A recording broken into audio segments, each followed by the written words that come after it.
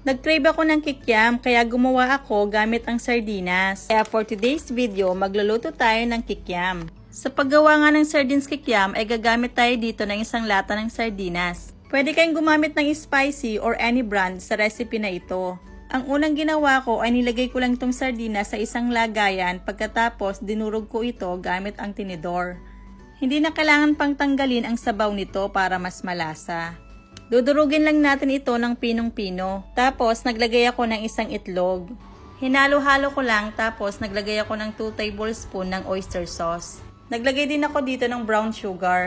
At naglagay din ako ng konting paminta at asin. Pagkatapos, hinalo ko lang ito ng mabuti at sinunod ko na inilagay ang bawang at sibuyas. Bali, chinap ko lang ang mga ito ng maliliit. Pagkatapos, nilagyan ko na din ng baking powder. Pagkatapos, haluin lang natin ito ng mabuti hanggang sa mag-combine ang lahat ng mga ingredients na inilagay natin. After naman, ay maglalagay na tayo dito ng all-purpose flour. Tapos, i-mix lang natin at mamaya ay magdadagdag ulit tayo ng harina hanggang sa makuha natin ang gusto nating consistency. Nagdagdag na ulit ako ng flour, bali ang nagamit ko dito ay 1 tasa at kalahati ng harina. At dahil nahirapan na akong haluin ito gamit ang sandok, ay minasa ko na ito gamit ang aking malinis na kamay. Masahin lang natin ito ng mabuti hanggang sa maging smooth ang ating dough. At kapag hindi na siya madikit ay pwede na yan. Tapos ang susunod natin gagawin yan ay i-shape na natin kagaya ng nakasanayan nating hugis kikiam.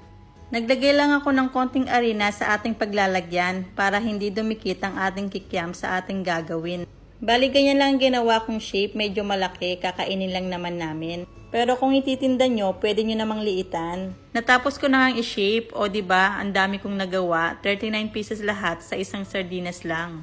Ngayon naman, umpisahan na natin ang pagluluto. Nagpainit lang ako ng mantika sa maliit na pot, pagkatapos iprituhin na natin. Kailangan nasa mahinang apoy lang tayo para hindi kaagad masunog.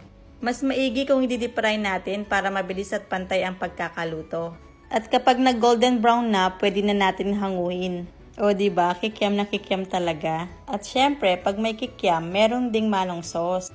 Nagpakulo lang ako ng tubig pagkatapos nilagyan ko ng chicken cubes. Kalahati lang naman ang nilagay ko, konti lang naman kasi ang gagawin ko. Pagkatapos nilagyan ko ng toyo at oyster sauce. Sinunod ko na rin yung brown sugar, bali 2 kutsara ang nilagay ko. Saka ko na din nilagyan ng paminta at bawang. Tapos haluin lang natin hanggang sa ma-dissolve ang mga pampalasang nilagay natin. After naman ay nilagyan ko lang ng konting suka at konting asin.